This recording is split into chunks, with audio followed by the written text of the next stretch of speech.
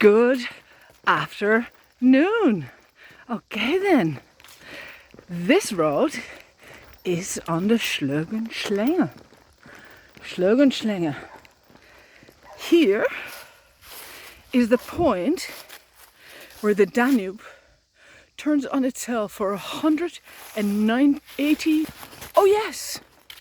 And it is day 186 from here to Jerusalem, and I made it here. So, 2 days ago I came over the border into Austria, and I've been walking along the Danube ever since. So here we have the Danube. It is one impressive river, yeah? And everything is shutting down in Austria because they have kind of a little break between summer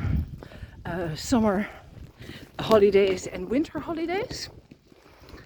And so there isn't much to be done here, and I honestly thought, feck it, I'm over the border. Here we are, country number 5. Hello. I don't know how far I'm gonna go. And then I arrived, I had found a place to stay the first day over the border in a place called Wesenufer. And I'd stayed with the sisters in Obernsell, and they were so lovely.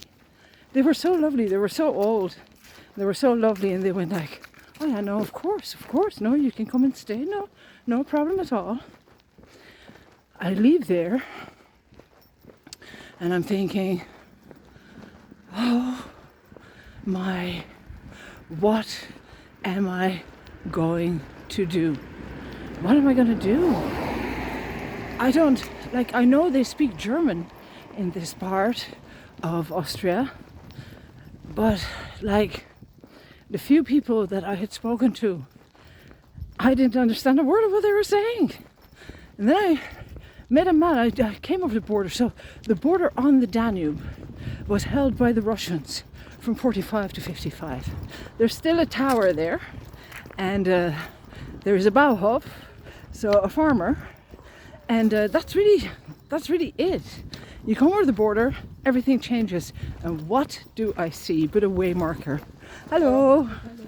There's a way marker for the Jerusalem way, and I'm thinking, okay, thing number 1, good, cause I'm in the country of those 3 pilgrims that went to Jerusalem in 2010 to establish a Jerusalem way.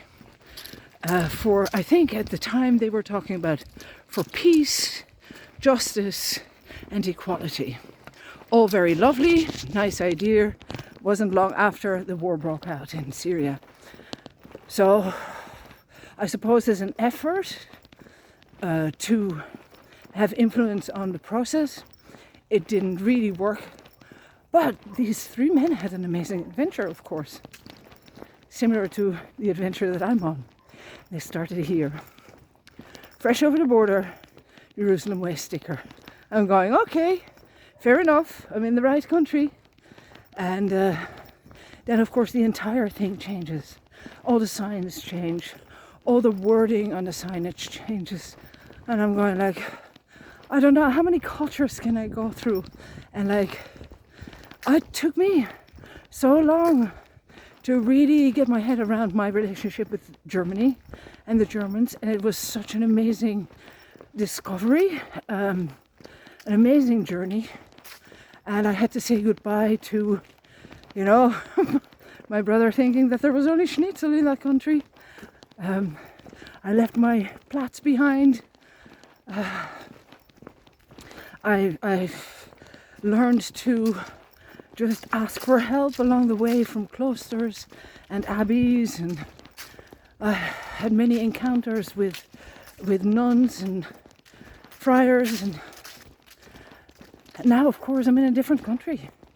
But of course I had also met in Ireland Father Johannes, who is originally from Austria, not far from here, Linz, and he had sent me a message already with a list of possible places or possible sites where I could get information as to how to get through this country. But he did say to me, listen, Austria is a country that lives off tourism mainly, so you might find it hard to get help.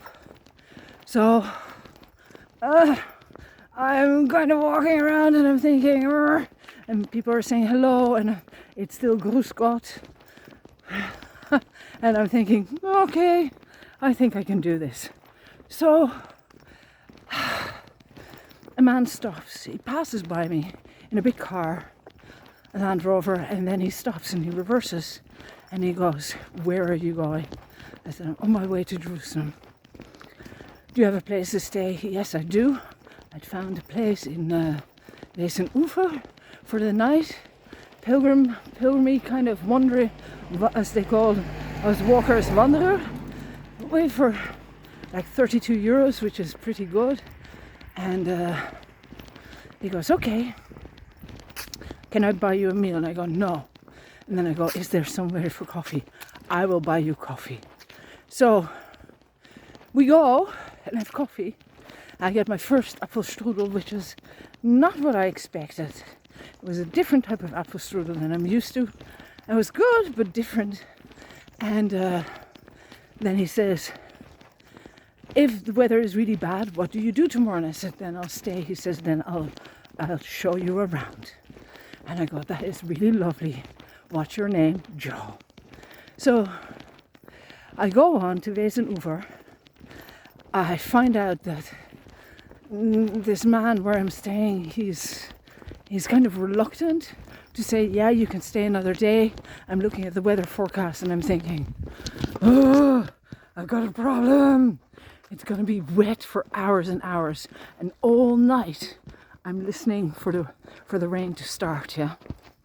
And it doesn't start. And of course, if the rain doesn't start, then most likely it's going to start later and it'll be raining more the next day. By the time I get up, everything is wet. So I ask again, can I stay for another day? And he goes, no, we don't have the personnel. You can't stay another day. So I sent Joe a message saying, like, I'm very sorry. I have to move on. There's no place for me in Wesenufer. And I start packing. And he gets back to me and he says, I can come and pick you up in half an hour. I'd like to show you around. I really enjoyed our chat yesterday. And I go, okay, Austria, bring it on. So I say yes. He comes and picks me up. I go down to the church, have a look around. Now, the evening before, I had had dinner and I thought, okay, don't think about money or anything. Just have a good meal so that your brain works. Hello. Hello. And so I did. And what did they have on the menu? They had black pudding with fried potatoes and sauerkraut. And I'm thinking, okay, that's for me.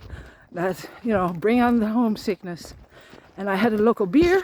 And it was good. So off I go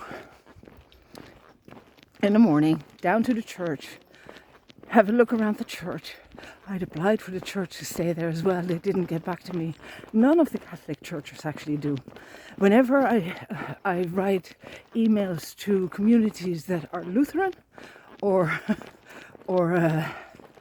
in wider form, they always get back to me. None of the Catholics get back to me. It's interesting, yeah.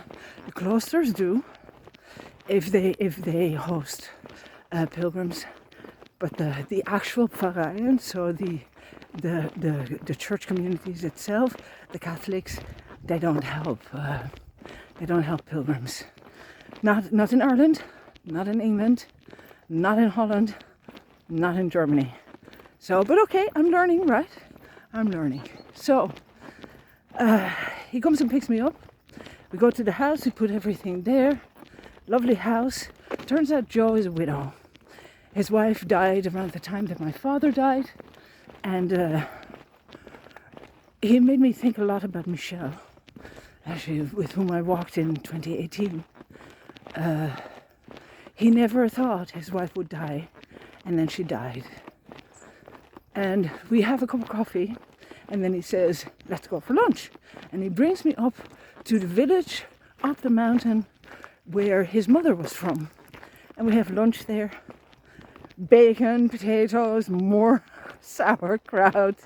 And I'm going like, yeah, this is good. Feed me loads of food. This is wonderful. We have a dark local beer. And then he says, there's a chapel I'd like you to see, because you can have a view over the Danube there, and would you play me some music there? So we do. There's kids there, there's an artist there who we meet, and we have music. It's a lovely time.